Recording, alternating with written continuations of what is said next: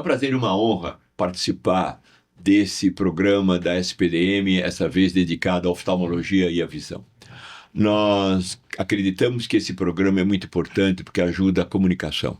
E a comunicação entre médicos, a comunicação dos médicos com a sociedade é fundamental para a gente estabelecer critérios e mostrar exemplos. Claro que, infelizmente, tem muita coisa a melhorar ainda na nossa saúde, mas existem experiências vitoriosas, existem sessões que precisam ser mostradas. E dentro desse espírito, o Dr. Ronaldo Laranjeira, como presidente da SPDM, vem conseguindo atuar em diferentes áreas. E nos pede, então, para trazer alguma coisa de oftalmologia, de combate às doenças que podem interferir com a visão, e o papel da oftalmologia, da Escola Paulista de Medicina, Unifesp, SPDM e várias instituições, inclusive com o Instituto da Visão, trabalhando para melhorar a situação, produzir conhecimento científico, formar recursos humanos e tratar de contribuir para a sociedade. Então, dentro desse espírito, eu trouxe hoje aqui, como um dos professores também da Escola Paulista de Medicina e presidente do Instituto da Visão, 3 especialistas que são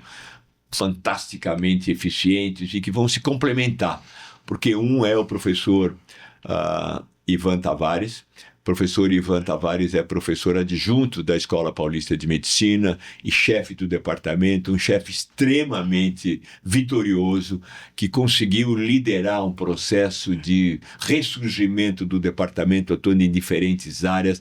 A professora Denise de Freitas, que é professora associada também da Escola Paulista de Medicina e coordenadora do nosso programa de oftalmologia e ciências visuais, que, aliás, é nota máxima da CAPES há muitos anos. E, por último, mas igualmente importante, o professor Michel Fará, que é professor titular da Escola Paulista de Medicina de Oftalmologia e um dos coordenadores mais brilhantes dos programas de atividade social que nós temos. A ideia, então, é conversar, mostrar algumas experiências que talvez possam ser úteis a profissionais e gestores de saúde do Brasil inteiro.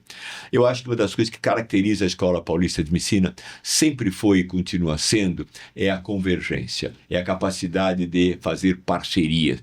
E a Escola Paulista de Medicina é um exemplo disso, né? Privada, federalizada, o Hospital São Paulo privado, pertencente à SPDM, uma entidade de filantropia, reconhecimento nacional e internacional, dentro da Unifesp, e todos trabalhando em conjunto, inclusive com instituições privadas. A Escola Paulista de Medicina é o Instituto do Rim, é o GRAAC, é o Instituto do Sono e também o Instituto da Visão. A ideia é a gente ser capaz de juntar pessoas, juntar diferentes financiamentos, todos dentro do ideal comum. E essa é a ideia, então, desse chat, dessa conversa informal, que eu vou pedir que seja iniciada pelo Ivan. O Ivan, como eu falei para vocês, é um gestor incrível.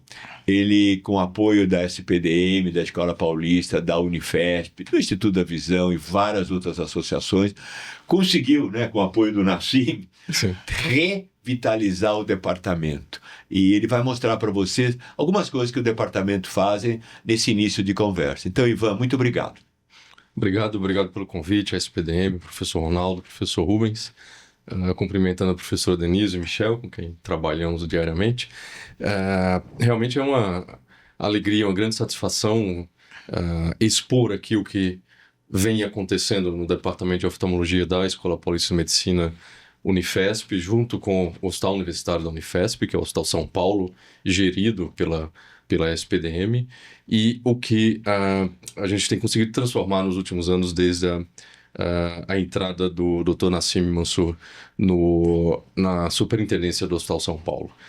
Então, os pilares da universidade são ensino, pesquisa e assistência. Nós, como um departamento médico, né, basicamente, prestamos muita assistência e, para isso, nós dependemos do hospital universitário, no caso, o Hospital São Paulo. Então, nós conseguimos, em termos de assistência /ensino, como nós temos tanto os alunos de graduação, mas principalmente os residentes de oftalmologia e os pós-graduandos, especializandos, que são os fellows, né, em oftalmologia. Então, a assistência se mistura, né, muito com o ensino. Então, nós conseguimos, nesses últimos anos, retornar a números maiores do que em 2019, isto é, pré-pandemia, em termos de assistência. Então, nós atendemos 200 consultas dia só de pronto-socorro e conseguimos já bater 12 mil cirurgias no ano. Estamos passando já de 1.000 cirurgias por mês, e isso é um serviço prestado pela universidade, pelo Hospital São Paulo, à comunidade, assim, fenomenal. E, ao mesmo tempo, a gente consegue formar novas pessoas e, com muito orgulho, formar bem, né? Com a residência sempre disputando o primeiro, segundo lugar no país. Eu, particularmente, acho que sempre no primeiro lugar, né? Com programas de fellowship, que é pós-residência também super bem reconhecidos pelas sociedades aqui no exterior. E isso tudo permitindo, né, a pesquisa que a professora Denise vai falar a seguir. Então, nós temos a felicidade, junto com projetos de pesquisa clínica, alguns internacionais, e com os gestores da saúde, com o Hospital São Paulo, proporcionar aos pacientes do SUS e, consequentemente, aos nossos alunos, residentes e fellows e pós-graduandos, cirurgia em sistema digital 3D heads-up, que a gente não olha mais no microscópio, a gente olha para uma tela com óculos 3D. Isso dá uma noção de profundidade e de fineza nos movimentos da cirurgia oftalmológica, assim, fenomenal essa noção, e para o treinamento dos residentes que vão ter isso no seu dia a dia, daqui a pouco, né? Não é futuro, já é presente. É muito importante que eles saiam daqui com essa formação e, ao mesmo tempo, oferecer isso aos pacientes do SUS.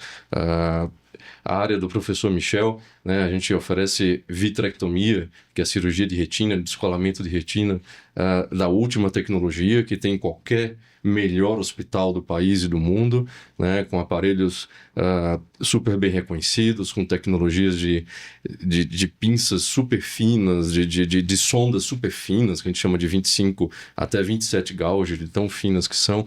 Então, tudo isso para o SUS, né, um serviço para atender também a população e ensinar novos médicos com qualidade. Nesse sentido também, cirurgia de grau de miopia, cirurgia refrativa a laser, né, sem nenhum corte mecânico, o que a gente chama de femtolasic. Então a gente usa um aparelho a laser para fazer o corte na córnea e outro aparelho a laser para fazer a cirurgia em si, né? Então tecnologia de ponta aqui dentro do Departamento de Oftalmologia, Hospital São Paulo, Unifesp, né? Então tem sido... Logo após a pandemia, eu peguei, o meu início da chefia foi setembro de 2020, então a gente estava no auge da pandemia, de todas as limitações disso, né? Então ver essa recuperação e agora uma superação, né? Uma melhoria em relação ao que a gente tinha até 2019, realmente é motivo de muita satisfação e alegria e de ter conseguido proporcionar isso ao departamento, à Unifesp e à sociedade, né? E só para reforçar, com um apoio fundamental em termos de gestão de saúde do Hospital São Paulo, Hospital Universitário da Unifesp, que é gerido pela SPDM. Então, em resumo também, né, Ivan? Nós não somos piores que nenhum hospital boutique no Brasil. É uma instituição pública, mas que realmente faz o que qualquer hospital privado para rico faça. O que a gente não consegue, obviamente, é atender a demanda. Você precisaria ter um serviço 10 vezes maior. Mas a mensagem é essa. Sim, é possível, numa instituição pública de SUS, apresentar resultados e apresentar uma estrutura igual a qualquer hospital privado para rico. E uma coisa que o Dr. Ivan faz e lidera muito bem é não se pode tratar paciente do SUS de maneira diferente que se trata um paciente milionário. Pelo contrário, né? O que eu sempre costumo dizer, quando um paciente rico me consulta, a responsabilidade é muito menor, porque com dinheiro ele consegue um médico melhor do que eu facilmente, mas o paciente do SUS não, né? Às vezes o Hospital São Paulo é a única oportunidade que ele de ser atendido. Isso a gente consegue com orgulho participar, né? É uma mensagem mostrando que a gestão é fundamental. pública junto com privada, mas precisa de gente. Né? Gente para tocar. E é um exemplo que a gente tem aqui. Né? A gente põe algo muito mais palpável para a maioria da população, cirurgia de catarata, com incisão, com microincisão, com lente intraocular dobrável. Né? A gente não põe lente não dobrável há muitos anos. Né? Isso é um avanço muito grande para o SUS. Né? Ou seja, nós estamos utilizando a última tecnologia, a tecnologia de ponta para os pacientes do SUS. Um ponto que eu gostaria de chamar bastante atenção, acho que estamos mantendo já há muito tempo o pronto-socorro de oftalmologia com portas abertas. Quer dizer, o único pronto-socorro que atende SUS na cidade de São Paulo, 24 horas por dia, portas abertas. Nenhum outro hospital, nenhum outro serviço na cidade de São Paulo atende, e essa demanda é toda absorvida pelo Hospital São Paulo e pelo Departamento de Oftalmologia da Unifesp. E com uma demanda muito grande, como o professor Rubens falou, muitas vezes angustiante, porque a gente vê que o paciente que chega com determinada doença, com um descolamento de retina, para ficar na sua área, Michel, com a mácula ainda colada, que é uma urgência real, né, vem todos esses casos praticamente vêm para cá. Né, e é difícil dar vencimento, né, atender todos esses pacientes com a qualidade que a gente acha que eles devem ser atendidos e com que a gente tenta atendê-los. Né? E é um número grande de pacientes, 8 mil a 10 mil pacientes por mês, né, que são atendidos. Isso precisava de um olhar do gestor público de saúde muito maior, né, por termos essa porta aberta de pronto-socorro na Grande São Paulo. A gente atende paciente do ABC, paciente da Baixada, né, coisas que não são nem da cidade de São Paulo, a gente vem parar aqui no nosso pronto-socorro pela situação atual que você acabou de colocar da nossa instituição. Ou porque eles não têm nenhuma opção, né? Quer dizer, às vezes é muito difícil se achar um pronto-socorro aberto. E o nosso tem. E essa é a nossa angústia, né? Essa é a nossa angústia. A gente não ter, em algum momento, capacidade de absorver, mas também não ter para onde referenciar. Né? Exatamente, não tem para onde referenciar. Você acaba trazendo o paciente para o sistema. E realmente o sistema hipertrofia, né? A única coisa boa é que a gente consegue hipertrofiar com qualidade. Realmente a qualidade do nosso atendimento é impecável. Não é porque a gente tem um número muito grande que a gente vai diminuir a qualidade, de jeito nenhum. E agora mais ainda, né? Porque nós estamos com o pronto-socorro reformado, praticamente pronto para ser reinaugurado, com um atendimento aí já além da qualidade, também um espaço físico adequado, com uma categoria assim, realmente que não deixa nada a desejar nenhuma clínica privada, particular. Sim, e aí a gente tem que reconhecer. Isso leva, né, Denise, naturalmente a questão da importância da formação de recursos humanos. Né? E aí entra pós-graduação, entra mestrado, entra doutorado, entra curso de especialização, e também nesse aspecto a Escola Paulista de Medicina pode se orgulhar de ter um programa exemplar. E é uma oportunidade para a Denise contar para nós agora o que acontece nesse setor, como é que de repente a oftalmologia da Escola Paulista de Medicina conseguiu se destacar e vem se mantendo destacado, e a capacidade que tem tido de formar gente não apenas para São Paulo, mas para o Brasil inteiro, né, Denise? Exatamente. Conta um pouquinho para nós a respeito do programa de pós-graduação. Vamos contar. Então, o programa de pós-graduação, quando a gente fala pós-graduação, você tem dois tipos. A lato sensu, que é um nome mais assim robusto, mas a gente só está querendo dizer que lato sensu é aprender oftalmologia, operar, atender paciente. E tem o stricto sensu, que aí você entra com pesquisa, você entra com ensino, você entra com outra modalidade de melhora da oftalmologia.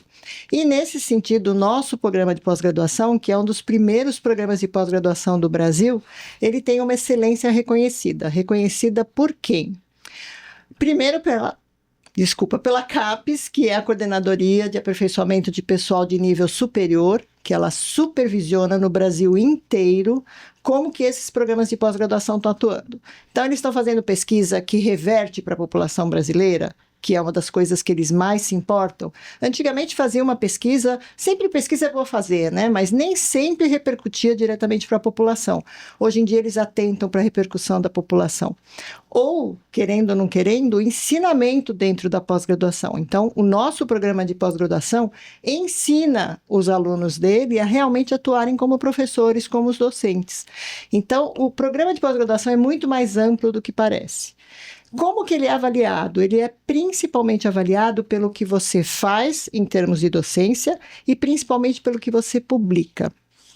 Essas publicações são avaliadas conforme o impacto da revista que eles publicam.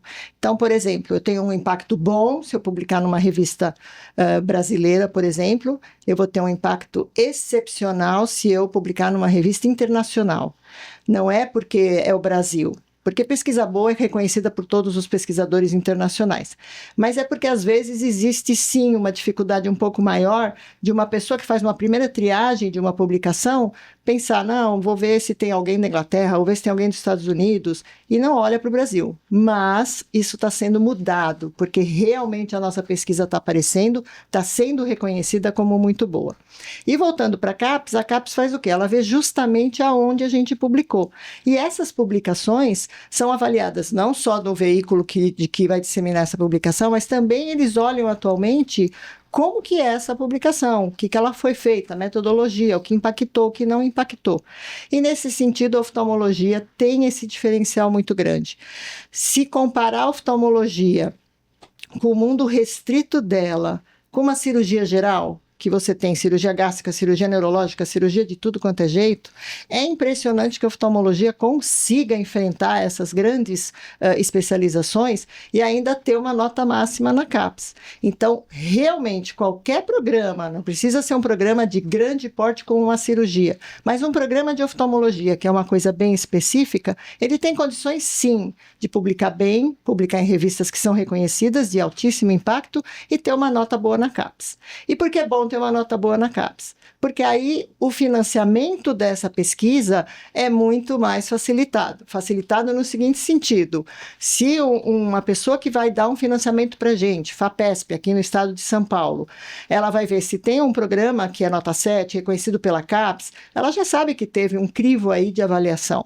Ela sabe que é um programa que merece, comparado a um programa que talvez não tenha o mesmo reconhecimento em termos de publicação, que é o que manda.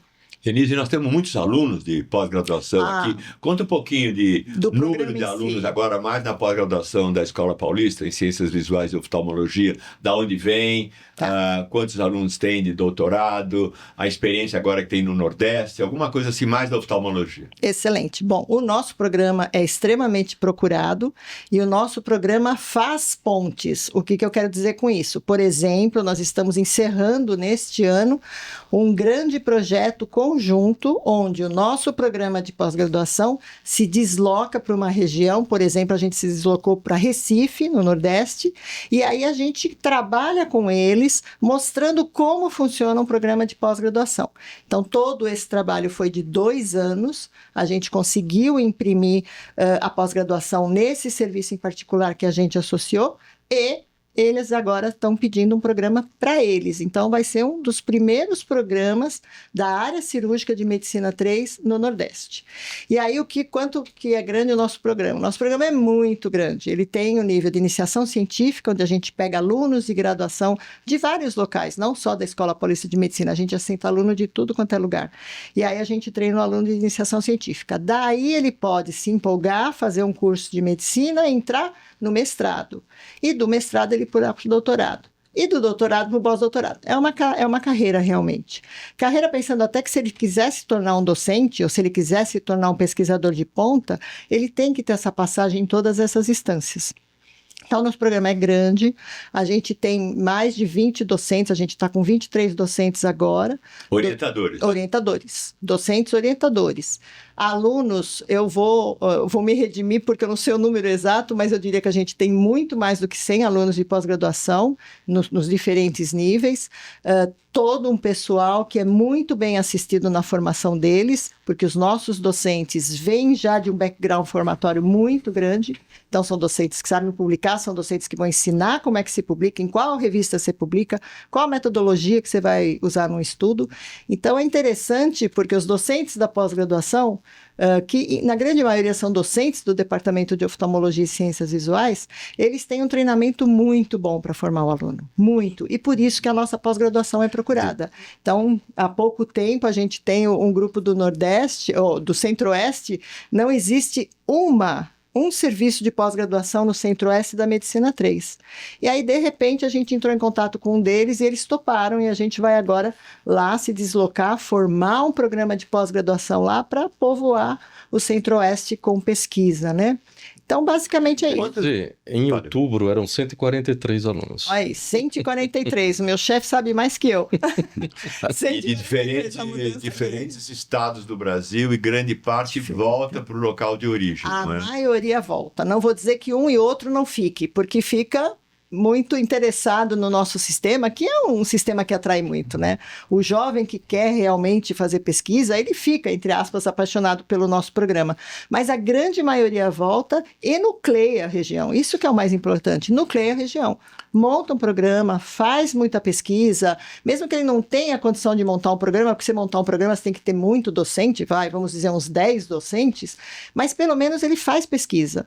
E a pesquisa atrai aluno, e aluno trai mais docente, e aí vai criando um programa. Então, ou seja, apesar de haver realmente uma crítica e uma preocupação quanto ao menor número de pessoas interessadas em fazer pós-graduação, o nosso programa aqui continua a ter um número grande de candidatos interessados e continua a titular com sucesso essas pessoas para ocupar posições na próxima geração, né? 100%. Acho que isso é muito importante. Isso e também é o mais uma coisa que importante. caracteriza o programa é a internacionalização, não é isso? O programa de internacionalização da Escola Paulista com o Canadá, tradicionalmente, com alguns locais dos Estados Unidos, com a Europa.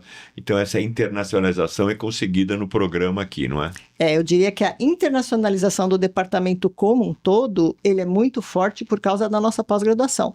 Então, eu tenho docentes que saem, docentes não, mas eu tenho grupos que saem do nosso departamento, vão para o exterior, ficam um período lá, voltam, criou uma ligação muito grande com o serviço. Então, já tem uma ampliação dessa pós-graduação.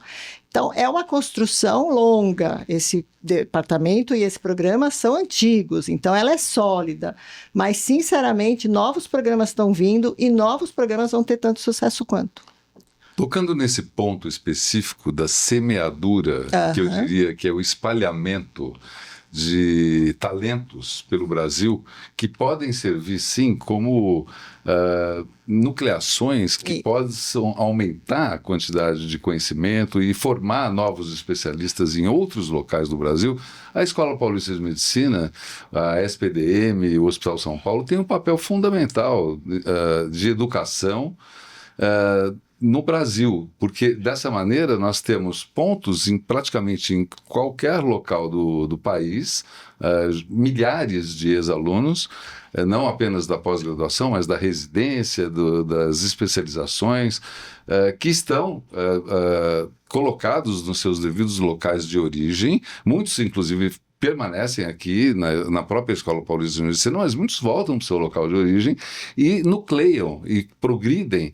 E muitos dos nossos ex-alunos são professores titulares, são chefes de departamento, e dessa maneira nós temos a Escola Paulista espalhada, a SPDM, o Hospital São Paulo, espalhado pelo Brasil inteiro com um alto poder de influência e de formação, não apenas aqui, mas já a partir daqui pelos seus próprios ex-alunos. Olha, Michel, você falou uma coisa muito interessante, é verdade.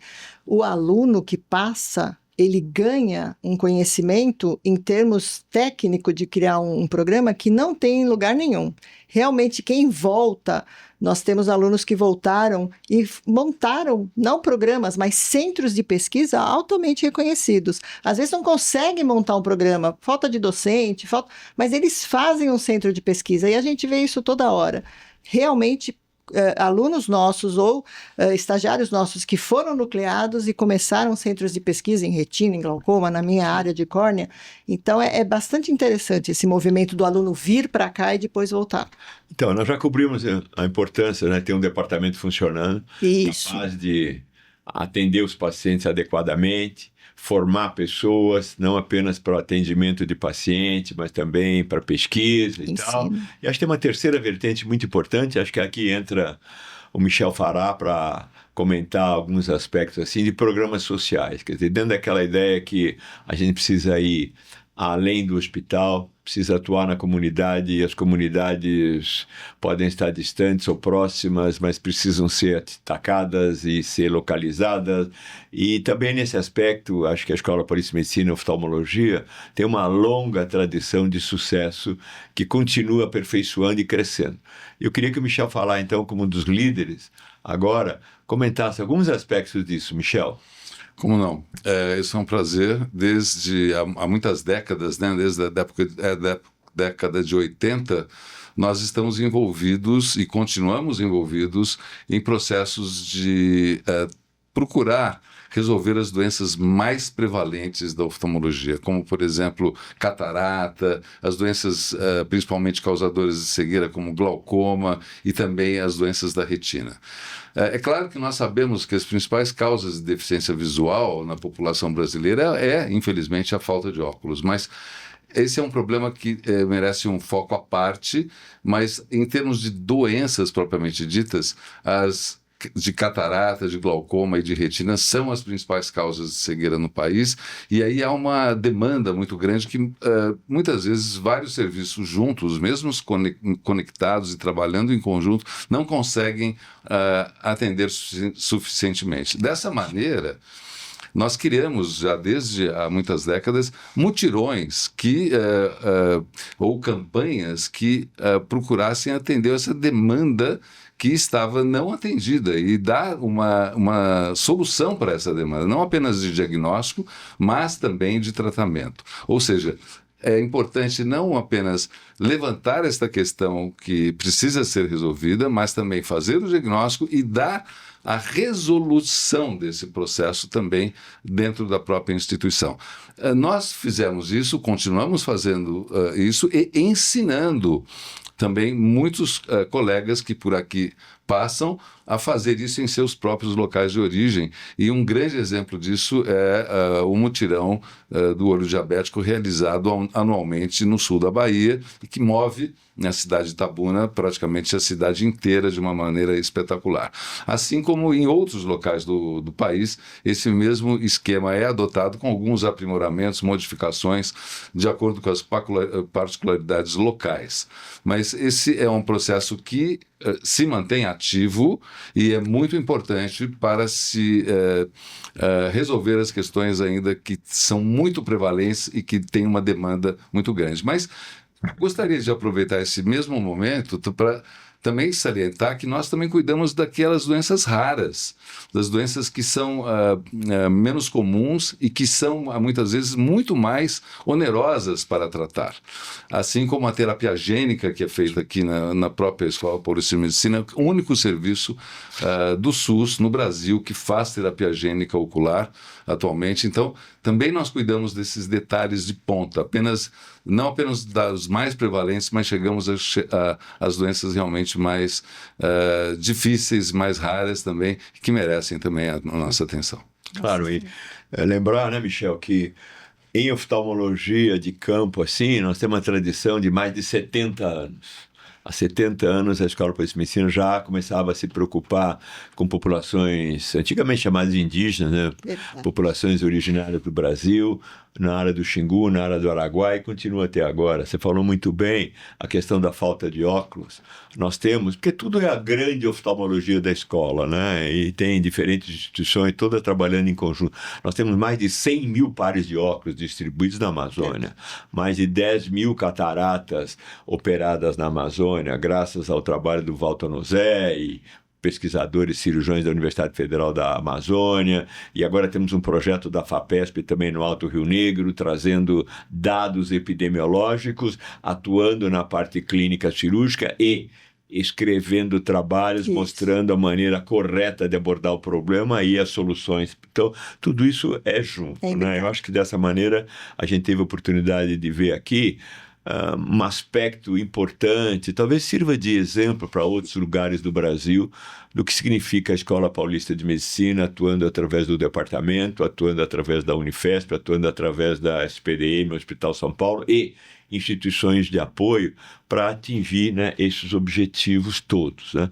Eu não sei se valeria a pena alguns comentários finais agora, inicialmente. Vamos trocar comentários finais do Michel primeiro, depois da Denise, depois do Ivan. O Ivan é o chefe do departamento, ele é mais importante, ele tem que ficar para o último. A diversidade realmente de ações nessa área é muito grande, desde ações pequenas, como por exemplo, mas igualmente importantes, como por exemplo campanhas que nós fazemos aos sábados para resolver casos acumulados de necessidades de cirurgia. Isso é outra coisa importante, né? É bom interromper, mas ver. Sim, trabalha no sábado e trabalha no domingo. E trabalha durante a semana, como no sábado e domingo, das 7 da manhã às 7 da noite. Sim. Isso numa instituição pública. Pública. Numa instituição pública, onde muitas vezes as pessoas dizem, 2 horas da tarde não tem mais ninguém. Tem sim. Isso é uma longa tradição. Eu nunca vou esquecer quando o professor Adib Jater era ministro da Saúde, a gente fazia o mutirão da diabetes. E convidava o ministro. E ele falou que vinha. E nós trabalhamos, ele não veio. Quando eram 13h30 da tarde, ele apareceu. Apareceu e ele gostava de brincar comigo, Zé Rubens. Eu vim nesse horário para ver se vocês estavam aqui ainda, hein? Parabéns. As pessoas querem que eu vá às 9 da manhã, que tem todo mundo lá, mas eu costumo ir de tarde para ver o que está acontecendo. Ele olhou tudo e falou, nossa, isso me lembra antigamente, quando a cardiologia também era pequena, numa casinha como você. Depois virou um instituto. Isso, mais ou menos, é também a história da Escola Paulista. Você colocou muito bem, né, Ivan? Sim. O Ivan sempre mostra assim, olha, domingo nós estamos trabalhando em cirurgia eletiva. Mostrando que o hospital público, sim, pode funcionar 7 dias da semana, 12 horas por dia, se tiver estímulo, se tiver financiamento e gente boa, né? Então, o que eu estava justamente dizendo é assim, ações focadas nesse tipo, em que, digamos, são de rotina, mas no fim de semana, para aliviar a demanda e atender adequadamente e com grande motivação. Nós percebemos no final da jornada, no fim de semana, a satisfação dos médicos, da enfermagem e dos pacientes em todo o processo. Além de, por exemplo, em casos de campanhas maiores, atendemos até 3.000 pacientes que faziam uma fila em volta do quarteirão, aqui nas imediações do Departamento de Oftalmologia, e realmente atendíamos todos esses pacientes. Até ir até o Amazonas e também resolver várias questões desse tipo. Então, há uma grande diversidade de ações que são necessárias e atendidas, focadas conforme a necessidade. Excelente. Eu queria dar esse exemplo bem interessante que o Michel falou dos mutirões, né? Então, o pessoal fala, o mutirão só vai lá para tratar, para isso, para aquilo. Não. A gente olha quem são os pacientes que estão participando do mutirão, qual a faixa etária, qual o sexo, onde eles moram, o que desencadeou a doença, aconteceu alguma coisa. Retinopatia diabética, a gente às vezes consegue descobrir que naquela região não tem assistência, não está sendo atentado como o paciente deveria. Então, é muito mais amplo, a pesquisa é muito mais ampla, porque ela anda muito próxima da avaliação clínica, mas ela traz outras informações. Então, não é só dizer ele tem uma retinopatia diabética que vai ser tratada assim, assado. Não. Qual é a faixa etária? Será que a retinopatia diabética no Brasil é muito mais frequente no jovem? Outras coisas são tiradas com a pós-graduação, com o estudo, com a análise do serviço em relação a isso. Então, a pós-graduação, ela transita entre todos, principalmente porque ela vai trazer informação que até para os sistemas de saúde como um todo vão ser importantes para a atuação e melhora do próprio sistema público. Obrigado, Binto. Muito bom. Eu também vou pegar um gancho nessa finalização do Michel e colocar que nós falamos muito sobre tecnologia, sobre responsabilidade social, sobre a responsabilidade de uma universidade pública de formar e nuclear, né? Semear, como o Michel colocou, que eu acho que é uma palavra até mais bonita que nuclear. Mas eu queria ressaltar as pessoas. Eu aprendi, acho que com você isso, Rubinho. O departamento, uma empresa, são as pessoas. Então, o Michel falou da satisfação, né, das pessoas, dos médicos, da enfermagem e dos pacientes aos sábados, né, quando a gente acaba a nossa campanha de cirurgia aos sábados, todas eletivas, feitas com os mesmos cuidados que a gente tem durante toda a semana. E essas pessoas é que fazem o departamento. Então é muito bom trabalhar com elas e para elas, né? Eu sou da escola que diz que o gestor trabalha para os colaboradores, né? Então, fazer um ambiente adequado, um ambiente confortável, um ambiente mais saudável também para os funcionários, para os nossos colaboradores, para os médicos, para os estudantes, é um desafio do dia a dia da minha gestão, né? Então, essa é uma preocupação de que os colaboradores estejam satisfeitos e porque eu sei que eles fazem a empresa, eles fazem o departamento, que é muito mais do que uma empresa, né? Então, é como o Rubinho falou, a gente atende até 6h30. O meu ambulatório de glaucoma acaba 6h30, 6:45 às vezes, né? Invade a nossa reunião clínica. A gente tem que atender o que está marcado, né? E com a dedicação e a atenção que cada paciente merece, né? Então a gente foge um pouco daquela celeuma do funcionário público aqui dentro, né? A gente tem uma responsabilidade social muito grande, né? Então, mais uma vez, exaltar as pessoas que fazem o departamento de oftalmologia, que fizeram, né? A nossa história é de quase 90 anos, assim como a Escola Paulista de Medicina, e é uma responsabilidade muito grande levar esse departamento com uma história tão grande nas costas. Realmente, nós cuidamos muito no departamento de oftalmologia da parte técnica, sem descuidar, e aliás com foco muito especial no acolhimento ao paciente, na humanização do atendimento, do carinho em especial que nós devemos determinar para cada paciente. Isso é ensinado, é praticado dentro do nosso departamento e assim deve continuar. O meu recado é: eu tenho um tremendo orgulho de trabalhar nesse departamento porque ele realmente atende um paciente do Sistema Único de Saúde como atenderia em qualquer instituição nacional ou internacional. Então, eu me orgulho de trabalhar, me orgulho de fazer a melhor medicina para o nosso paciente, e isso, graças a Deus, por todo o suporte que a gente tem do Instituto da Visão, da Escola Paulista de Medicina, do Hospital São Paulo e da SPDM. O Departamento de Oftalmologia e Ciências Visuais da Escola Paulista de Medicina, Hospital São Paulo, Unifesp, tem como principal objetivo formar muito bem as pessoas e atender muito bem os nossos pacientes, produzindo pesquisa para divulgar conhecimento. Então, esse é o nosso radar, esse é o nosso a nossa grande finalidade. Bom, então, para terminar, eu queria, além de agradecer os participantes, lembrar de novo a importância que os serviços assim têm dentro da sociedade brasileira.